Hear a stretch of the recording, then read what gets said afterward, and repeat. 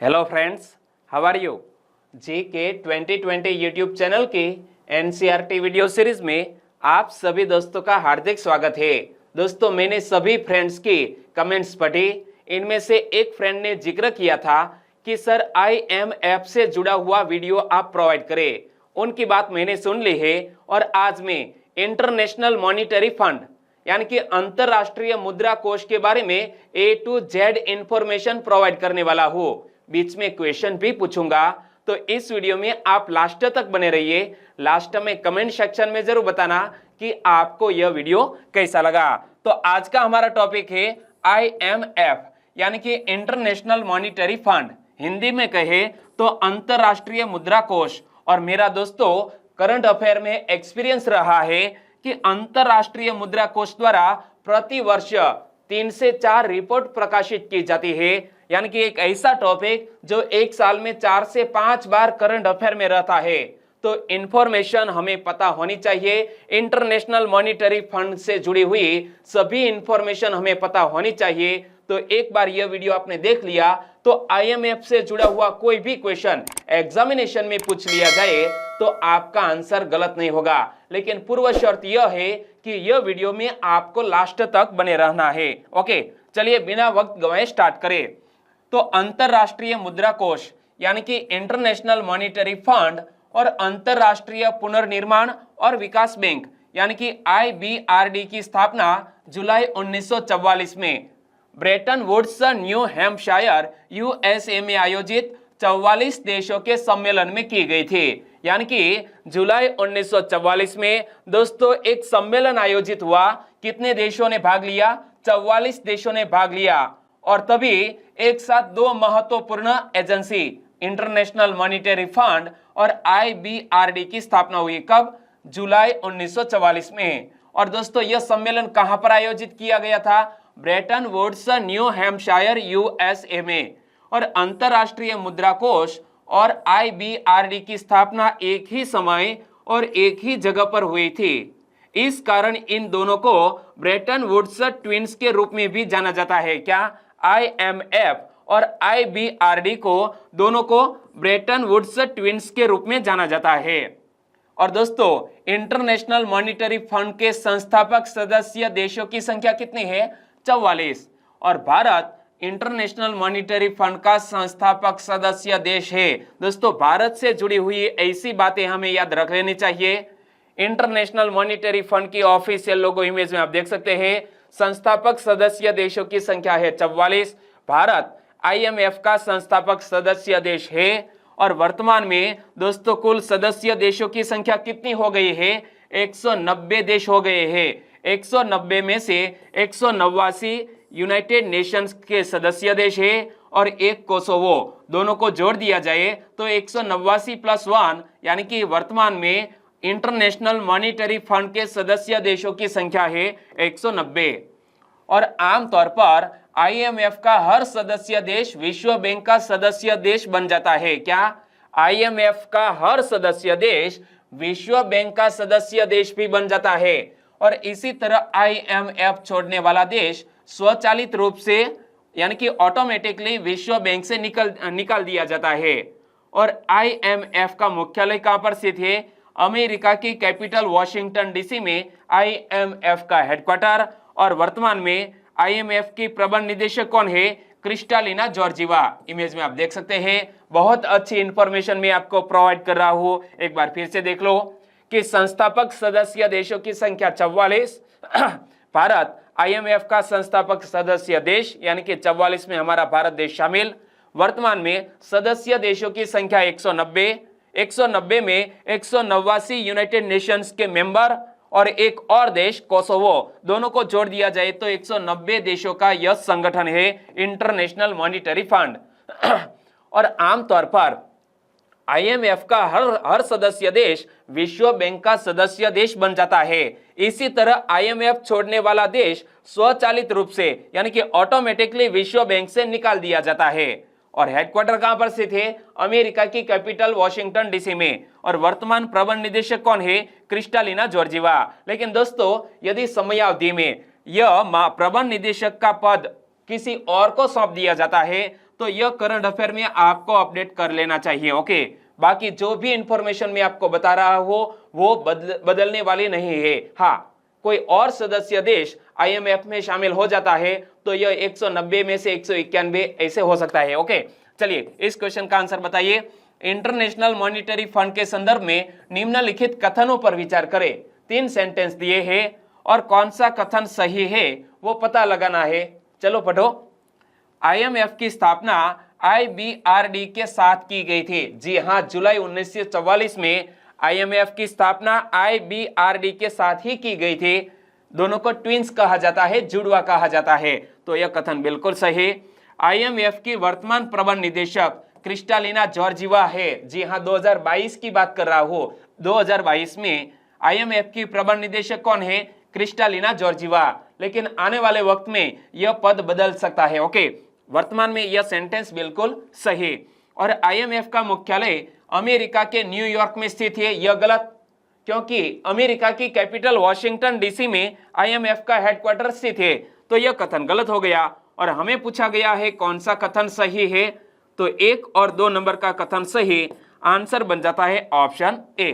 और दोस्तों, मैं इसी तरह पूरा वीडियो पढ़ाने वाला हूं। मेरा यह तरीका आपको अच्छा लगता है तो वीडियो को लाइक करें और आपके दोस्तों को इस वीडियो की लिंक शेयर करना मत भूलिएगा। आगे बात करें IMF के बारे में। तो IMF का प्राथमिक उद्देश्य क्या है? दुनिया में विनिमय स्थिरता को बढ़ावा देना, अंतरराष्ट्रीय मौद्रिक सहयोग को बढ़ावा देना, अंतरराष्ट्रीय व्यापार का विस्तार और संतुलित विकास को सुविधाजनक बनाना, भुगतान की बहुपक्षीय प्रणाली की स्थापना में सहायता करना, भुगतान संतुलन की कठिनाइयों का सामना करने वाले सदस्य देशों को भुगतान असंतुलन को ठीक करने के लिए संसाधन उपलब्ध कराना। एक बार फिर से देख लो कि IMF का प्राथमिक उद्देश्य क्या है। दुनिया में विनिमय स्थिरता को बढ़ावा देना, अंतरराष्ट्रीय मौद्रिक सहयोग को बढ़ावा देना, अंतरराष्ट्रीय व्यापार का विस्तार और संतुलन विकास को सुविधाजनक बनाना, भुगतान की बहुपक्षीय प्रणाली की स्थापना में सहायता करना, भुगतान संतुलन की कठिनाइयों का सामना करने वाले सदस्य देशों को भुगतान असंतुलन को ठीक करने के लिए संसाधन उपलब्ध कराना। दोस्तों, यह प्राथमिक उद्देश्य है IMF के। और दोस्तों, IMF कौन कौन से महत्वपूर्ण रिपोर्ट का प्रकाशन करता है, यानी कि कौन कौन सी रिपोर्ट प्रकाशित करता है इंटरनेशनल मॉनिटरी फंड? तो याद रखना, वर्ल्ड इकोनॉमिक आउटलुक, वैश्विक वित्तीय स्थिरता रिपोर्ट, क्या ग्लोबल फाइनेंशियल स्टेबिलिटी रिपोर्ट भी इंटरनेशनल मॉनिटरी फंड प्रकाशित करता है। इसके अलावा वित्तीय निगरानी यानी कि फिस्कल मॉनिटर, क्षेत्रीय आर्थिक रिपोर्ट यानी कि रीजनल इकोनॉमिक रिपोर्ट्स, ये सभी रिपोर्ट प्रकाशित करता है इंटरनेशनल मॉनिटरी फंड। और इंटरनेशनल मॉनिटरी फंड के कार्यकारी बोर्ड में दोस्तों कौन कौन शामिल होते हैं? तो याद रखो, IMF के कार्यकारी बोर्ड में 24 कार्यकारी निदेशक यानी कि एग्जीक्यूटिव डायरेक्टर्स होते हैं। कार्यकारी निदेशक भौगोलिक दृष्टि से आधारित रोस्टर प्लान के तहत सभी 190 देशों का प्रतिनिधित्व करते हैं। यहां से एक बार फिर से पढ़ लो कि हमारा इंटरनेशनल मॉनिटरी फंड कौन कौन सी रिपोर्ट प्रकाशित करता है। तो वर्ल्ड इकोनॉमिक आउटलुक, वैश्विक वित्तीय स्थिरता, वित्तीय निगरानी, क्षेत्रीय आर्थिक रिपोर्ट, यह सभी रिपोर्ट प्रकाशित करता है इंटरनेशनल मॉनिटरी फंड। और कार्यकारी बोर्ड में दोस्तों कौन शामिल होते हैं? तो IMF के कार्यकारी बोर्ड में 24 कार्यकारी निदेशक यानी कि एग्जीक्यूटिव डायरेक्टर्स होते हैं। और कार्यकारी निदेशक भौगोलिक दृष्टि से आधारित रोस्टर प्लान के तहत सभी 190 देशों का प्रतिनिधित्व करते हैं। और प्रत्येक सदस्य देश गवर्नर बोर्ड की बैठक में भाग लेने के लिए 2 गवर्नर नामित करता है। क्या? प्रत्येक सदस्य देश गवर्नर बोर्ड की बैठकों में भाग लेने के लिए 2 गवर्नर नामित करता है। आमतौर पर सदस्य देश के वित्त मंत्री IMF बैठकों में गवर्नर के पद का प्रतिनिधित्व करता है। कौन? दोस्तों, सदस्य देश के वित्त मंत्री IMF की बैठकों में गवर्नर के पद का प्रतिनिधित्व करता है। लेकिन यदि वित्त मंत्री अनुपस्थित है तो RBI का गवर्नर उसकी जगह लेता है। यानी कि हमारे भारत देश के वित्त मंत्री यदि यह बैठक में अनुपस्थित है तो हमारे RBI के गवर्नर यह महत्वपूर्ण पद यानी कि हमारे भारत देश का प्रतिनिधित्व करेंगे। एक बार फिर से देखो कि प्रत्येक सदस्य देश गवर्नर बोर्ड की बैठकों में भाग लेने के लिए 2 गवर्नर नामित करता है। आमतौर पर सदस्य देश के वित्त मंत्री IMF की बैठकों में गवर्नर के पद का प्रतिनिधित्व करता है, लेकिन यदि वित्त मंत्री अनुपस्थित है तो हमारे भारत देश के RBI के गवर्नर इसकी जगह लेंगे। ओके, चलिए इस क्वेश्चन का आंसर बताइए। इंटरनेशनल मॉनिटरी फंड के संदर्भ में निम्नलिखित कथनों पर विचार करें। 3 कथन दिए हैं और उपर्युक्त में से कौन सा कथन सही नहीं है वो हमें बताना है। चलो पढ़ो। इंटरनेशनल मॉनिटरी फंड के प्राथमिक उद्देश्य दुनिया में विनिमय स्थिरता को बढ़ावा देना है। तो दोस्तों मैंने जो प्राथमिक उद्देश्य बताए इनमें से एक उद्देश्य है, IMF का उद्देश्य है दुनिया में विनिमय स्थिरता को बढ़ावा देना, तो यह कथन सही हो गया। IMF के कार्यकारी बोर्ड में 50 कार्यकारी निदेशक होते हैं। यहाँ कुछ गलत लिख दिया है क्योंकि 50 नहीं बल्कि कार्यकारी बोर्ड में कितने 24 कार्यकारी निदेशक होते हैं, तो यह सेंटेंस गलत हो गया। International monetary fund world economic outlook report प्रकाशित नहीं करता है, यह भी गलत हो गया क्योंकि IMF world economic outlook report प्रकाशित करता है, यहां नहीं होने की वजह से यह सेंटेंस गलत हो गया। और हमें पूछा गया है कौन सा कथन सही नहीं है, तो 2 और 3 नंबर का सेंटेंस सही नहीं है, तो आंसर बन जाता है ऑप्शन बी। आगे दोस्तों IMF के कर्मचारियों की बात करें तो 150 देशों से लगभग 2700 कर्मचारी इंटरनेशनल मॉनिटरी फंड के विभिन्न ऑफिस में कार्य करते हैं। और SDR का फुल फॉर्म क्या होता है? Special driving rights. क्या? स्पेशल ड्राइविंग राइट्स, SDR का पूरा नाम। और यह स्पेशल ड्राइविंग राइट्स का मूल्य 5 मुद्राओं की टोकरी द्वारा निर्धारित किया जाता है। इसमें शामिल मुद्राएं है यूरो, US डॉलर यानी कि अमेरिकी डॉलर, जापानीज येन, चीनी युआन और पाउंड स्टर्लिंग। और चीनी युआन को अक्टूबर 2016 में SDI टोकरी में 5वीं मुद्रा के रूप में शामिल किया गया था। एक बार फिर से देख लो, इंटरनेशनल मॉनिटरी फंड के वर्तमान कर्मचारी 150 देशों से लगभग 2700 कर्मचारी IMF में कार्य करते हैं। और SDR का पूरा नाम स्पेशल ड्राइविंग राइट्स, और स्पेशल ड्राइविंग राइट्स का मूल्य 5 मुद्राओं की टोकरी द्वारा निर्धारित किया जाता है। इसमें शामिल मुद्राएं कौन कौन सी? तो ये 5 मुद्राओं के नाम आपको याद रख लेना है, यूरो, अमेरिकी डॉलर, जापानीज येन, चीनी युआन और पाउंड स्टर्लिंग। और चीनी युआन को अक्टूबर 2016 में SDR टोकरी में 5वीं मुद्रा के रूप में शामिल किया गया था। और मुद्रा भार की बात करें तो SDR का मूल्य निर्धारित करने में सबसे अधिक भार अमेरिकी डॉलर का है। कितना है? 41.73%। इसके बाद यूरो का नंबर आता है, यूरो का भार कितना है? 30.93%। मुद्रा भार के बारे में एक बार फिर से जान लो कि SDR का मूल्य निर्धारित करने में सबसे अधिक भार अमेरिकी डॉलर का है। कितना है? 41.73%। इसके बाद यूरो का नंबर आता है 30.93%। SDR कोटा की बात करें तो वर्तमान में IMF में भारतीय कोटा 2.76% है। संयुक्त राज्य अमेरिका का कोटा सबसे अधिक है। कितना है? 17.46%।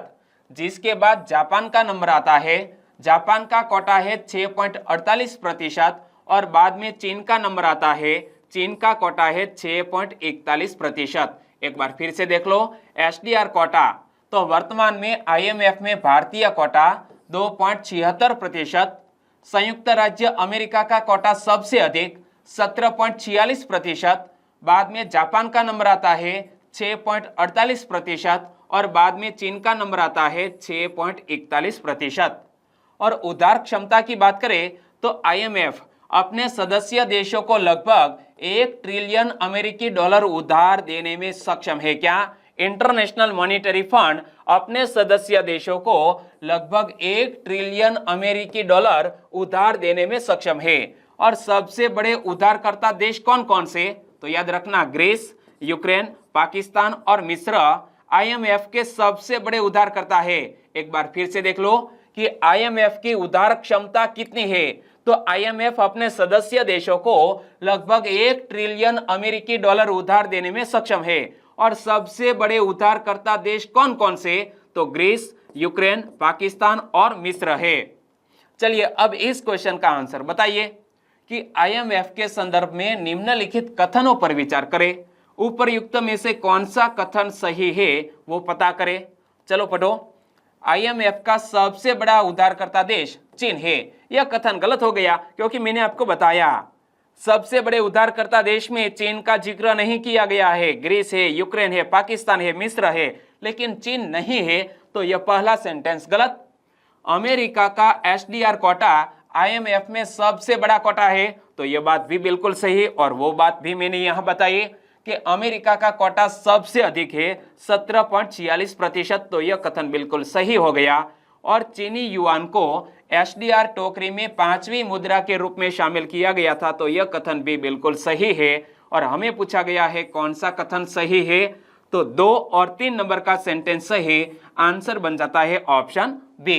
आगे बात करें तो आईएमएफ पर अमीर देशों का कब्जा ज्यादा है क्योंकि इसके कोटे में इन अमीर देशों की भागीदारी ज्यादा है।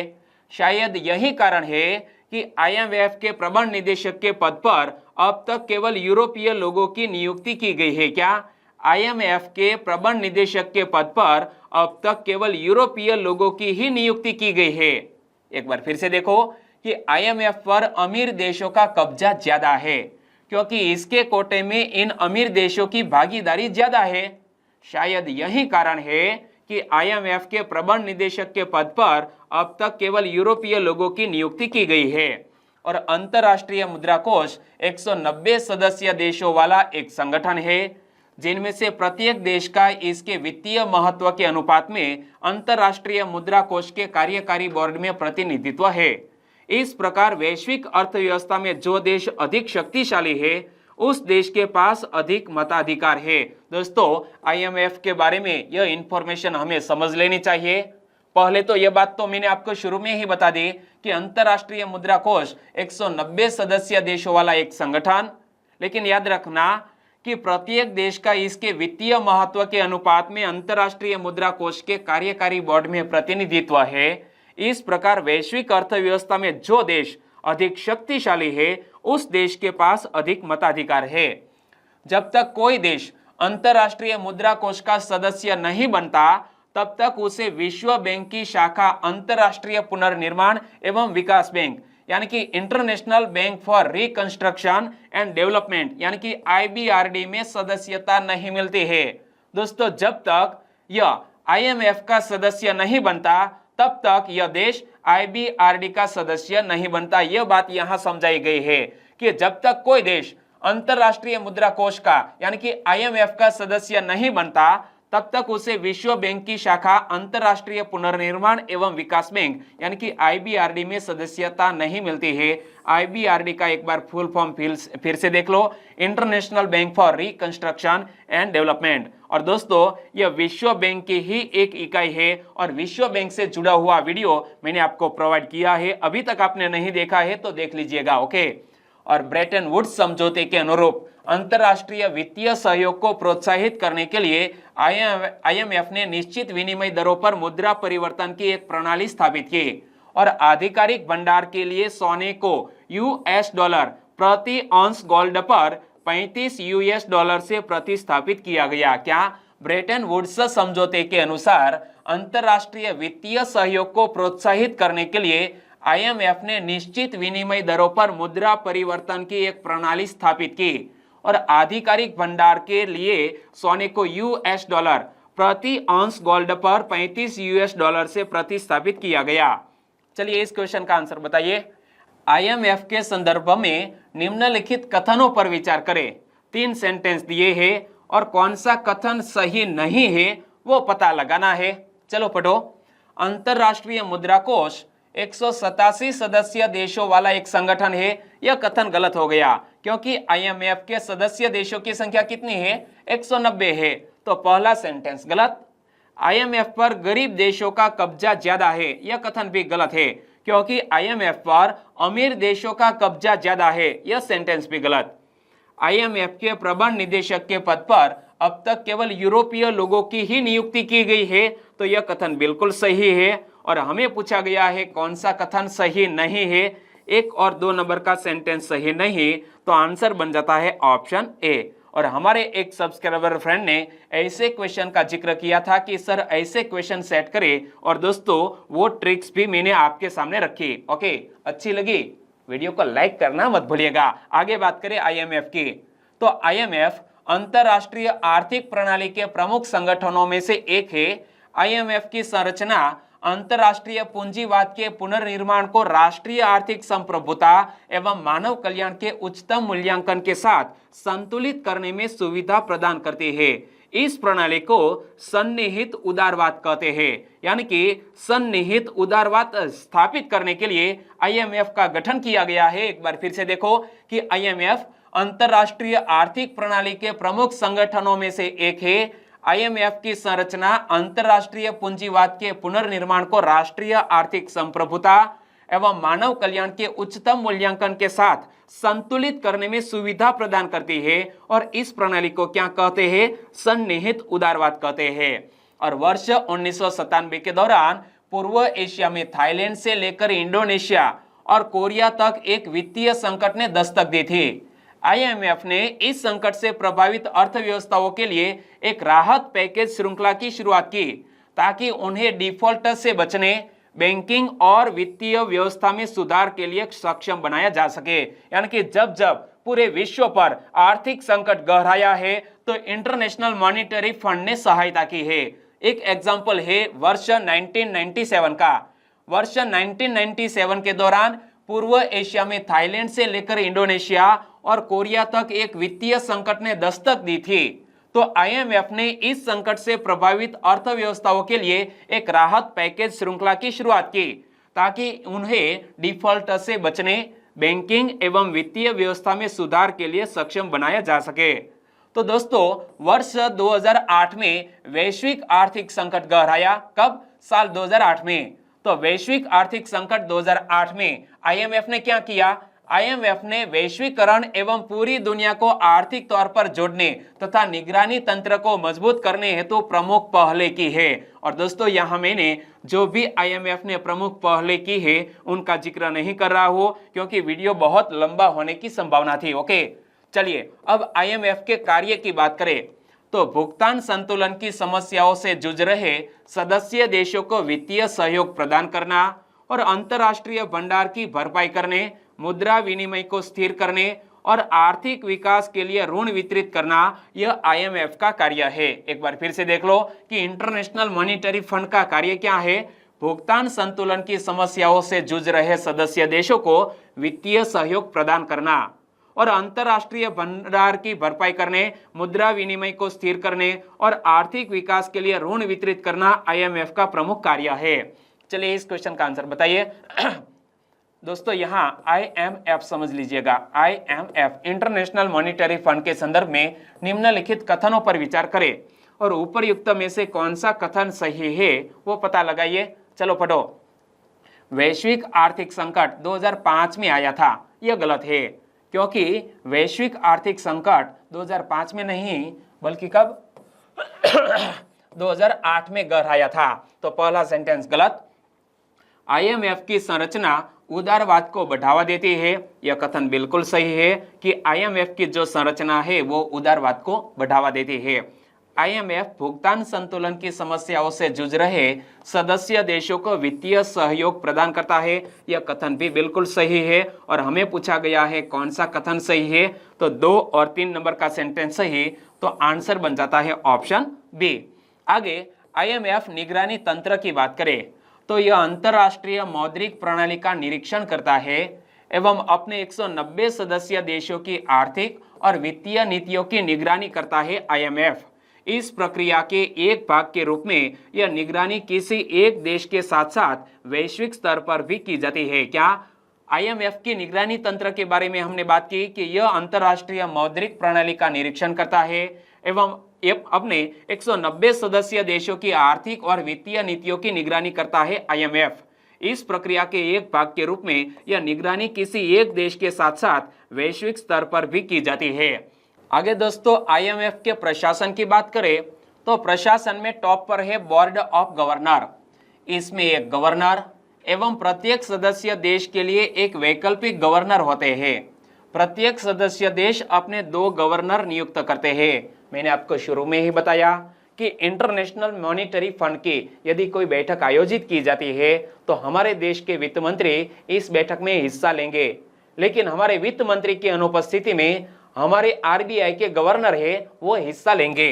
यानी कि प्रत्येक सदस्य देश अपने 2 गवर्नर नियुक्त करते हैं और यह कार्यकारी बोर्ड के लिए कार्यकारी निदेशकों के चयन या नियुक्ति के लिए उत्तरदायी है। सामान्यतः आईएमएफ एवं विश्व बैंक समूह के बोर्ड ऑफ गवर्नर्स की वर्ष में एक बार बैठक होती है। बैठक के दौरान उनके संबंधित संस्थानों के कार्यों पर चर्चा की जाती है। क्या? आईएमएफ एवं विश्व बैंक समूह के बोर्ड ऑफ गवर्नर्स की वर्ष में एक बार बैठक होती है और बैठक के दौरान उनके संबंधित संस्थानों के कार्यों पर चर्चा की जाती है। आगे अंतरराष्ट्रीय मौद्रिक एवं वित्तीय समिति की बात करें तो आईएमएफसी में 24 सदस्य होते हैं जिन्हें 190 गवर्नर में से चुना जाता है और ये सभी सदस्य देशों का प्रतिनिधित्व करते हैं। कौन? ये 24 सदस्य सभी सदस्य देशों का प्रतिनिधित्व करते हैं और यह समिति अंतरराष्ट्रीय मौद्रिक एवं वित्तीय समिति के प्रबंधन पर चर्चा करती है। यह समझौते के अनुच्छेदों में से संशोधन के प्रस्ताव पर भी चर्चा करती है। इसके साथ ही वैश्विक अर्थव्यवस्था को प्रभावित करने वाले अन्य सामान्य मुद्दों पर भी चर्चा की जाती है। एक बार फिर से देख लो कि अंतरराष्ट्रीय मौद्रिक एवं वित्तीय समिति, शॉर्ट में बोले तो आईएमएफसी में 24 सदस्य होते हैं जिन्हें 190 गवर्नर में से चुना जाता है। ये सभी सदस्य देशों का प्रतिनिधित्व करते हैं और यह समिति अंतरराष्ट्रीय मौद्रिक एवं वित्तीय समिति के प्रबंधन पर चर्चा करती है। यह समझौते के अनुच्छेदों में संशोधन के प्रस्ताव पर भी चर्चा करती है। इसके साथ ही वैश्विक अर्थव्यवस्था को प्रभावित करने वाले अन्य सामान्य मुद्दों पर भी चर्चा की जाती है। आगे दोस्तों आईएमएफ से जुड़ी हुई एक विकास समिति भी है। विकास समिति आईएमएफ के बोर्ड ऑफ गवर्नर एवं विश्व बैंक के 25 सदस्यों वाली एक संयुक्त समिति है। दोस्तों यह विकास समिति क्या है? आईएमएफ के बोर्ड ऑफ गवर्नर एवं विश्व बैंक के 25 सदस्यों वाली एक संयुक्त समिति है। इस समिति का कार्य विकासशील देशों, उभरते बाजार एवं आर्थिक विकास से संबंधित मुद्दों पर आईएमएफ और विश्व बैंक के बोर्ड ऑफ गवर्नर को सलाह देना है। दोस्तों विकास समिति के बारे में एक बार फिर से समझ लो कि विकास समिति आईएमएफ के बोर्ड ऑफ गवर्नर एवं विश्व बैंक के 25 सदस्यों वाली एक संयुक्त समिति। इस समिति का कार्य क्या है? विकासशील देशों, उभरते बाजार एवं आर्थिक विकास से संबंधित मुद्दों पर आईएमएफ और विश्व बैंक के बोर्ड ऑफ गवर्नर को सलाह देना, यह विकास समिति का कार्य है। आईएमएफ से जुड़ा हुआ है कार्यकारी बोर्ड भी और यह 24 सदस्यों वाला एक बोर्ड है जिनका चुनाव बोर्ड ऑफ गवर्नर द्वारा किया जाता है। यह आईएमएफ के दैनिक कार्यों का संचालन करता है। कौन? कार्यकारी बोर्ड आईएमएफ के दैनिक कार्यों का संचालन करता है और बोर्ड ऑफ गवर्नर द्वारा प्रदत्त शक्तियों का प्रयोग करता है। एक बार फिर से देख लो, कार्यकारी बोर्ड यह 24 सदस्यों वाला एक बोर्ड है जिनका चुनाव बोर्ड ऑफ गवर्नर द्वारा किया जाता है। यह आईएमएफ के दैनिक कार्यों का संचालन करता है और बोर्ड ऑफ गवर्नर द्वारा प्रदत्त शक्तियों का प्रयोग भी करता है। चलिए इस क्वेश्चन का आंसर बताइए। आईएमएफ के संदर्भ में निम्नलिखित कथनों पर विचार करें और उपयुक्त में से कौन सा कथन सही है वो पता लगाइए। चलो पढ़ो। आईएमएफ में प्रत्येक सदस्य देश अपने 3 गवर्नर नियुक्त करते हैं। यह गलत है क्योंकि आईएमएफ में प्रत्येक सदस्य देश 3 नहीं बल्कि 2 गवर्नर नियुक्त करते हैं, तो पहला सेंटेंस गलत। कार्यकारी बोर्ड आईएमएफ के दैनिक कार्यों का संचालन करता है, यह बात मैंने आपको हाल ही में बताई कि आईएमएफ के दैनिक कार्यों का संचालन करता है कौन? कार्यकारी बोर्ड। तो दूसरे नंबर का सेंटेंस सही। और आईएमएफसी में 24 सदस्य होते हैं, तो यह कथन भी बिल्कुल सही है। एक बार फिर से देख लो, यहाँ पर आईएमएफसी में 24 सदस्य होते हैं, तो तीसरे नंबर का सेंटेंस भी सही। और हमें पूछा गया है कौन सा कथन सही है? 2 और 3 नंबर का सेंटेंस सही, तो आंसर बन जाता है ऑप्शन बी। आगे आईएमएफ के प्रबंधन की बात करें तो आईएमएफ के प्रबंध निदेशक आईएमएफ के कार्यकारी बोर्ड का अध्यक्ष एवं आईएमएफ का प्रमुख दोनों होता है। क्या? आईएमएफ के प्रबंध निदेशक, आईएमएफ के कार्यकारी बोर्ड का अध्यक्ष एवं आईएमएफ का प्रमुख दोनों होता है। प्रबंध निदेशक की नियुक्ति कार्यकारी बोर्ड द्वारा वोटिंग या सहमति के माध्यम से की जाती है। दोस्तों, हम समझ रहे हैं प्रबंध निदेशक यानी कि वर्तमान में प्रबंध निदेशक कौन है? Kristalina Georgieva. तो उनकी नियुक्ति कैसे की गई है? देखो, आईएमएफ के प्रबंध निदेशक आईएमएफ के कार्यकारी बोर्ड का अध्यक्ष एवं आईएमएफ का प्रमुख दोनों होता है। प्रबंध निदेशक की नियुक्ति कार्यकारी बोर्ड द्वारा वोटिंग या सहमति के माध्यम से की जाती है। आगे दोस्तों, आईएमएफ की सदस्यता की बात करें, यानी कि कोई भी देश आईएमएफ का सदस्य कैसे बन सकता है? तो देखो, कोई अन्य देश, वह चाहे यूनाइटेड नेशंस का सदस्य हो या न हो, वह बोर्ड ऑफ गवर्नर द्वारा निर्धारित शर्तों एवं आईएमएफ की अनुबंध शर्तों को अपनाकर इसका सदस्य बन सकता है। आईएमएफ की सदस्यता अंतरराष्ट्रीय पुनर्निर्माण एवं विकास बैंक यानी कि आईबीआरडी की सदस्यता के लिए एक शर्त है। एक बार फिर से देख लो कि आईएमएफ की सदस्यता कोई भी देश कैसे हासिल कर सकता है?